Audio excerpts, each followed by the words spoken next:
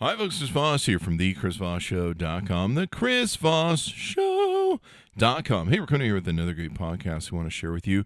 Kind of some timely, interesting news that is going on right now. For a long time, Twitter, Facebook have all been fraught with divisiveness, and there's been issues between them and Donald Trump. And honestly, the way Donald Trump has, of course, behaved on Twitter has been, if any of us created an ounce of what he did, we'd be kicked off. Some interesting developments are coming from the other ones that we talked about earlier in the prior show. Right now, we have Facebook, delete Facebook trending on Twitter. Mark Zuckerberg has come out and called out Jack. Jack has made some responses. So let's get into what's going on with the big Twitter Jack Zuck Trump feud. Technology. This is very interesting because Trump right now is threatening to shut these platforms down if they don't bend to his will and let him do whatever he wants on them. So this impacts the Chris Voss Show and technology and what we talk about and what we do. And me present a huge sort of showdown, if you will, of wills. So there you have it. So let's talk about where this all began. If you listen to the prior podcast, there is a bad conspiracy thing that has been passed around, 20 years old, about Joe Scarborough, who runs Morning Joe of MSNBC. The allegations and stuff that Trump called out or made up or pushed in conspiracy theories were very hurtful to the family. Kara Swisher wrote a great article calling out for Jack and Twitter to do something to either shut him down or regulate him in some way, shape, or form. Twitter, of course, over the past couple of years has been trying to come up with different ways to deal with his divisiveness and misinformation. Clearly, there's a lot of misinformation and lies going on. And, Jack always tries to run this thing where they're not the arbiter of truth, but they try and just make sure everyone has all the facts, if you will, which is kind of a weird position to be in. There's been a lot of discussion about these platforms, about how they were built for basically to generate engagement and getting people talking and arguing or discussing issues back and forth. What it's really become now is it's become a Pandora's monster that's gotten out of the box, and now it's just running rampant. And it's created huge divisiveness, not only in our country and our politics around the world, lots of anger and issues, and the platforms have been used for complete disinformation campaigns, et cetera, et cetera.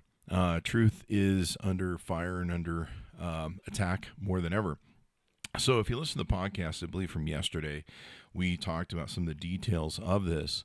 For the first time, Twitter put on Trump's tweets these moments that take and link to the opposing or the reality details of what he was trying to say about mail-in ballots. Today, he refused to apologize. He refused to even show any care for the widower who pled for Jack to take down the tweets, the lies, the conspiracy lies, the misinformation about his past wife. And he just showed callous disregard. Mitt Romney came out and said, this is enough. I believe Liz Cheney has come out and said, stop it. It's time to end this sort of thing of attacking this poor family and their memory. And so what you have now is Trump calling out what's going on with this. So they put the notifications on Trump's tweets. There's 2 tweets he had that were misinformation about mail-in voting. So they put a thing on them. So then Trump calls out and says that the conservative right wing are being, stifled by Jack and them. They're trying to steal the election from him. All this BS, if you will, and calling up the right wing to taking and protect him, et cetera, et cetera. Then Jack comes out. This is very interesting. Jack comes out and he makes this statement across 3 tweets of his Twitter. He says, per our civil integrity policy, the tweets, and he provides a link to them. The tweets yesterday may mislead people into thinking they don't need to register to get a ballot. Only registered voters receive ballots. We're updating the link on Donald Trump's tweet to make this more clear. This does not make us an arbiter of truth. Our intention is to connect the dots on conflicting statements and show the information in dispute so people can judge for themselves. More transparency from us is critical so folks can clearly see the why behind our actions. Fact check. There is someone ultimately accountable for our actions as a company, and that's me. Please leave our employees out of this. We'll continue to point out incorrect or disputed information about elections globally, and we will admit to and own any mistakes we made. I thought that was a very brave statement from Jack. It was very, very forceful, coming out and not taking body blows from Trump. Trump, of course, responded that they're going to take some sort of executive action and attempt to shut down these platforms. This is kind of interesting that we have. I mean, this is real authoritarian type of rule. We'll leave the politics for theresistance.radio.com. You can go follow over there if you want to see that stuff. And of course, you can go to the CVPN or Chris Voss Podcast Network to follow online podcasts. So this set up another thing. So then Mark Zuckerberg appears on Fox News, which was interesting. He picked that platform to go on Fox News. As you know, Fox News has been under pressure from Trump to let more of the conservative groups rule over there. And there's been a lot of problems with their groups, anti-Nazis, deniers of Holocaust, et cetera, et cetera. We're going to get into some of that here in a bit. And Facebook actually criticized Twitter and Jack for fact tweeting a tweet that Trump had said. And he basically said, we have a different policy, I think, than Twitter on this. He basically said that they, I strongly believe that Facebook shouldn't be the arbiter of truth of everything that people say online. In general, private companies shouldn't be, especially these platform companies shouldn't be in position of doing that, which is really interesting because Facebook does have a arbiter of truth panel. They have a panel that is up, that looks at tweets, that assesses stuff. They're actually establishing a third-party sort of panel that will oversee them and their decisions they make, et cetera, et cetera. So they actually have this. I mean, they're working, that Snopes and a bunch of other fact-checking sites work with them in this setup to do them. So I was really surprised they did this. But like I say, Zuckerberg has been on the rails for a while. He's got, of course, Peter Thiel, which is a huge Trump supporter, firing him up. And he's got, almost all the GOP AGs across the nation. I believe everyone's in on it now. And I think this starts from the New York Attorney General pushing for a monopoly look into the activities of Facebook, everything they own, et cetera, and how they behave. So that's where we're at in this drama. The next shoe we're waiting for to drop is the arrest, I think on Thursday today. This morning, it's very early. The morning we're waiting for the rest of the Zuckerberg interview to drop. And it's just kind of interesting. He's critical of Jack. I mean, if anything, they should stick together. But we'll get into some more of Facebook's issues, et cetera, et cetera. And this is what I want to focus on. You heard me mention in the prior podcast episode. So he's now, he's trying to flip it the other way, play nice with Trump and everything else. And if you read and heard some of the things we talked about on the Chris Voss Show, there it is. Now, one of the things that, of course, Mark Zuckerberg is trying to deflect from is the damning Wall Street Journal article. And if you haven't got a chance, you need to check this out. It's entitled, Facebook Executives Shut Down Efforts to Make the Site Less Divisive. This is from Jeff Horwich and Deepa Seetharama. Hopefully I pronounced this correctly. The social media giant internally studied how it polarizes users, then largely shelved the research. Basically, I'll give you the overrun of the story. In 2016, or after 2016, people became aware that Facebook had been used to pretty much throw the election of Donald Trump by Russian trolls and failed apps that had given away millions and millions of people's data.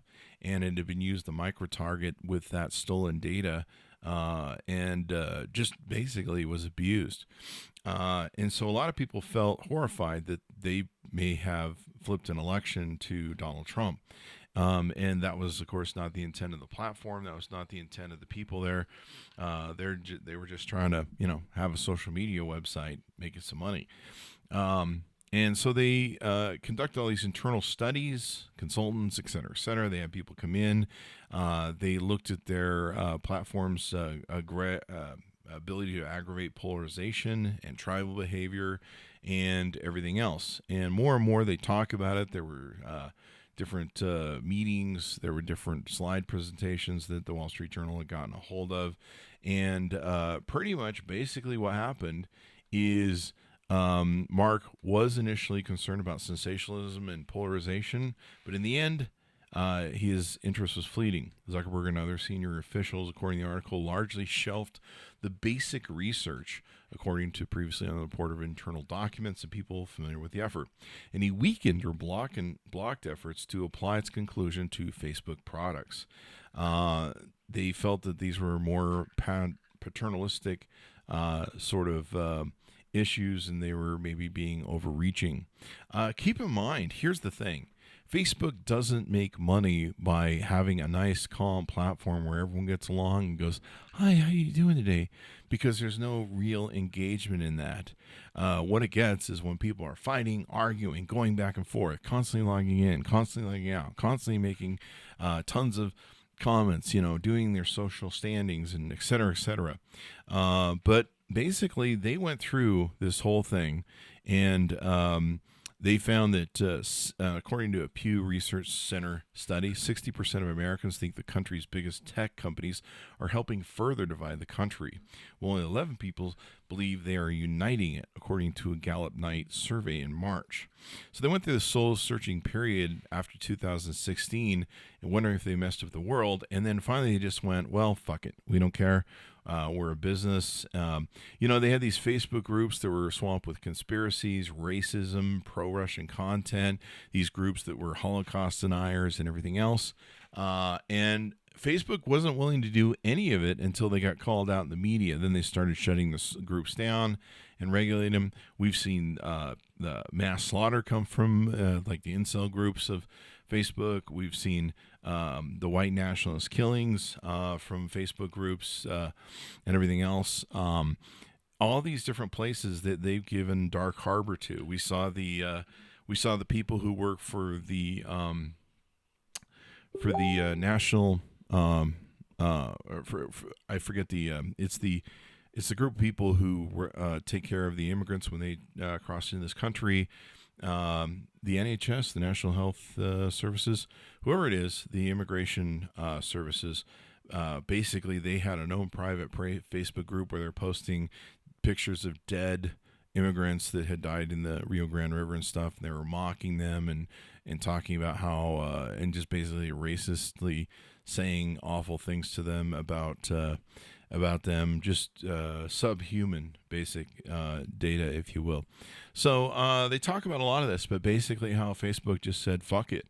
We're here to make money, and we don't care about this thing, and that's it. It's not our problem. So this is the biggest thing where people can come onto these platforms. They can generate hate. They can tap into people's darkest sort of efforts, and they can basically end up screwing everyone over. And now these platforms are being used by Donald Trump and potentially other political foes coming up in the next election to throw this election, especially as they get more desperate, where it appears Trump might lose. And I'm just quoting polls here. So he definitely seems to be more interested. So next up in the volley is we're waiting to see what they're going to try and draw up in this executive order from Donald Trump. I don't know what it is, but he's threatened on his thing that he will shut down Facebook and Twitter. I don't know that you can do that with an executive order. I mean, if you talk about Constitution, privacy, laws, corporation law, it's pretty amazing. I don't know. And even then, any sort of executive order can still be fought in a court of law, prevented from being enacted, but a lot of it is to rile up his base and to get people excited about it. I'm interested to know what you think. Go to twitter.com at Chris Voss and let me know. Say we heard it on the show, Chris, and this is what we think. But it's definitely looks like it's going to be a showdown, and someone's going to have to either back down or there's going to have to be a detente of some type, I suppose. But it would be crazy to see an executive order that says, Twitter has to let me do what I want. And then maybe Jack responds by kicking him off Twitter or suspending his account for 30 days. Can you imagine what the fallout from that would be? Oh my God. It was even funnier. Jim Jordan, one of the acolytes from the House committee, posted today that, his account is currently being ghosted and blocked so that people can't see it on Twitter. And I don't like him. I don't follow him. I respond and I'm like, you're an idiot. I can see everything you're doing, and I really don't want to. I really wish someone would ghost you off my feed, but no, I can see you, buddy. I can see you just fine. This whole victimization shit you're pulling is whatever. Anyway, if you want to discuss the politics of it, you can go to the Resistance Radio. We try not to get too much into that, those weeds on the Chris Voss Show. You can follow the Chris Voss Show at thecvpn.com, thechrisvossshow.com, or chrisvosspodcastnetwork.com, or you can go to youtube.com/Chris Voss and see the videos of this. Anyway, I appreciate you guys tuning in. We'll be talking about some tech news and some other guests that we have coming on for book authors, et cetera, et cetera. We've had some interesting people come on. We had the gubernatorial candidate for the state of Utah. We might have some other folks that are going to be running at high levels. I think these are interesting to us just from an aspect of what they've learned, what they've done, and what they've achieved, which has always been what the Chris Voss Show is about. But we'll leave most of the politics over on the Resistance Radio, so you can go over to see that as well. So there you go. I'm interested to know what you think. Go to Twitter /Chris Voss and tell me how you think this standoff what's gonna happen next. It's kind of crazy. I'm watching the things. I should also say that as of today, last night, we passed the 100,000 mark of deaths of the COVID-19 coronavirus in America. A very solemn, dark, sad moment for our country's history. It's hard to enumerate the loss of those people. This virus hit us, and this is accumulation of just like 3 months, which is just horrifying thing to have to think about. And also in the futures, we're seeing cases rise as cities open. Anyway, my thoughts and hearts go out to those who have been lost and the families that are grieving who have survived that loss. And our hopes and best be with you. Be blessed. And hopefully we can get through this time. And as we come through this, hopefully we can become better Americans together and unite in what is another dark moment in the history of this country over 250 years, or almost 250 years. Anyway, folks, be blessed, wear your mask, stay safe, protect one another, and we'll see you next time.